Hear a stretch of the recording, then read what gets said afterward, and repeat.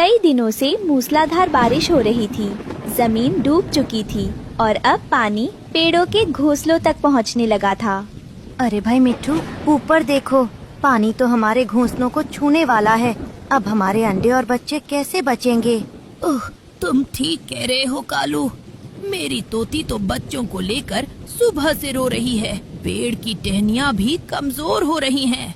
मिट्ठू जी, कुछ कीजिए। अगर ये पेड़ गिर गया तो हम सब बेघर हो जाएंगे। हमारी सालों की मेहनत पानी में बह जाएगी।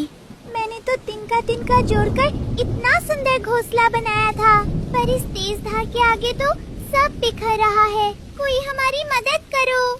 उसी पेड़ की सबसे निचली डाल पर रानो चिड़िया बैठी थी। वो स्वभाव से बहुत शांत, समझदार और हमेशा दूसरों की मदद करने वाली थी। जमीन पर रहने वाला उसका दोस्त चीकू चूहा भी बार के डर से पेड़ पर चढ़ आया था। रानो दीदी, नीचे तो पैर रखने की भी जगह नहीं बची। पूरा जंगल समंदर बन गया है। हम सब आज डूब जाएंगे क्या? घबराओ मत चीकू, जब तक हिम्मत है तब तक कोई न कोई रास्ता जरूर निकलेगा।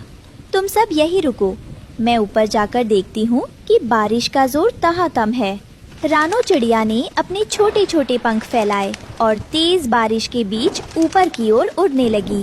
काले और घने बादल इतने नीचे आ गए थे कि मानो पेड़ की चोटी को छू रहे हों। तभी रानो को बादलों के बीच एक अनोखी चमक दिखाई दी। वो और नजदीक गई तो उसकी आंखें फटी की फटी रह गईं। वहाँ एक सुंदर बादल परी बैठी रो रही थी। प्रणाम परी जी, आप इस तूफान में यहाँ अकेली क्यों रो रही हैं? और आपके हाथ में ये चमकीली छड़ी कैसी है? ओह नन्ही चिड़िया, मैं बादलों की परी हूँ। नीचे जंगल का ये हाल देखकर मेरा दिल रो रहा है। मैं इस बारिश को रोकना चाहती हूँ, लेकिन दुष्ट तूफानी हवाओं ने मेरी जादुई छड़ी की शक्ति को बांध दिया है। मैं बेबस हूँ। परी जी, हमारे घर डूब रहे हैं। मेरे दोस्त, छोटे छोटे बच्चे सब मुसीबत में हैं। क्या इस छड़ी से किसी भी तरह हमारी जान नहीं बच सकती? कृपया कुछ कीजिए।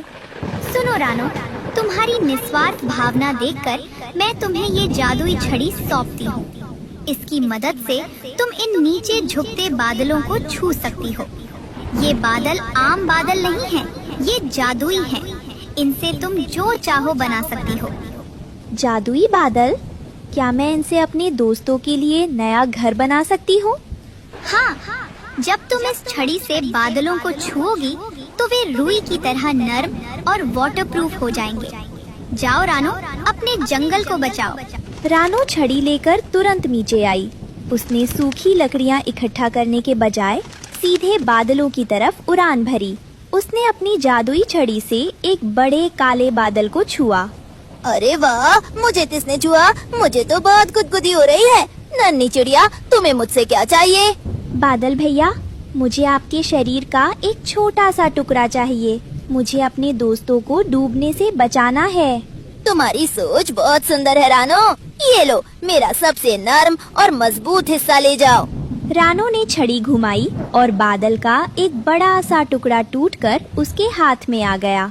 वो दिखने में सफेद रुई जैसा था, लेकिन छूने में बहुत मजबूत और पूरी तरह सूखा था। रानो ने उस बादल के टुकड़ों को आपस में बुनना शुरू ही किया था कि अचानक आसमान में एक भयानक गड़गड़ाहट हुई। वहाँ घमंडी और खड़ूस काला बादल अपनी बिजली करकाते हुए आ धमका। ए छोटी चिड़िया, तेरी इतनी हिम्मत? इस आसमान में सिर्फ मेरा राज चलता है। तू मेरे इलाके से बादलों के टुकड़े चुरा कर क्या कर रही है? चल, इन्हें वापस रख। मैं इन्हें चुरा नहीं रही हूँ खड़ूस बादल भैया। दयालु सफेद बादल ने अपनी मर्जी से ये टुकड़े मुझे दिए हैं। नीचे पूरा जंगल डूब रहा है। मुझे अपने दोस्तों की जान बचानी है। जान बचानी है? मैं तो इस पूरे जंगल को मटियामेट करने आया हूँ। जब तक मैं यहाँ हूँ तब तक कोई नहीं बचेगा। मैं इस पानी से सबके घोंसले बहा दूंगा। तू हट यहाँ से, नहीं तो अपनी बिजली से तुझे यहीं भस्म कर दूंगा। आप जितने भी खड़ूस बन जाए, मैं आपके इस बुरे इरादे को पूरा नहीं होने दूंगी। एक सिर्फ विनाश करना जानते हैं, लेकिन इस जादुई छड़ी में बचाने की शक्ति है। अच्छा, तो इतनी सी चिड़िया मुझे चुनौती दे रही है। हाँ, ये ले मेरी तेज बर्फीली हवा का झोंका और कड़कती बिजली। देखता हूँ तू अपना घर कैसे बुनती है। खरूस काले बादल ने जोर से फूंक मारी और बर्फीले तूफान के थपेड़े रानो पर छोड़ दिए। रानो के पंख कांपने लगे, लेकिन उसने हिम्मत नहीं हारी। उसने जादुई छड़ी हवा में घुमाई, जिससे एक सुरक्षा कवच बन गया और खरूस बादल की हवाएं उससे टकराकर वापस लौट गई। देखा खरूस बादल जी, जब तक मेरे मन में दूसरों को बचाने का नेक इरादा है, आपकी ये नफरत की हवा मेरा कुछ नहीं बिगाड़ सकती। रानो ने खड़ूस बादल के गुस्से की परवाह किए बिना तेजी से बादलों को आपस में बुनना शुरू कर दिया। रानो ने देखते ही देखते बादलों को बुनकर एक बहुत बड़ा, सुंदर और बुदबुदा बादल घर बना दिया। वो घर पानी की बूंदों को अपने अंदर आने ही नहीं दे रहा था। अचानक एक बहुत बड़ा सैलाब आया। जिस पेड़ पर सारे पक्षी बैठे थे, उसकी जड़ें उखड़ने लगीं। बचाओ, हमारा पेड़ गिर रहा है। तोती, बच्चों को पकड़ो। दीदी, मैं तैर नहीं सकता, मुझे बचा लो। हे भगवान, अब हमारा क्या होगा? जैसे ही पेड़ गिरा, सारे पक्षी पानी में गिरने ही वाले थे कि तभी रानो चिड़िया अपना जादुई बादल घर लेकर ठीक उनके नीचे आ गई। कोई मत डरो, सब लोग जल्दी से इस बादल घर के अंदर कूद जाओ। चीकू, तुम मेरी पीठ पर बैठो। एक एक करके कालू कौवा, मिट्ठू, तोती, उनके बच्चे और टुनटुनी चिड़िया सब उस बादल घर पर कूद गए। जैसे ही वे उस पर गिरे, उन्हें लगा जैसे वे किसी मखमली गद्दे पर आ गए हों। अरे, ये क्या है? हम पानी में डूब क्यों नहीं रहे? ये तो तैर रहा है। जैसे जैसे पानी का स्तर बढ़ रहा था, रानो का बनाया वो जादुई बादल घर पानी के ऊपर और हवा में तैरते हुए ऊपर उठता चला गया।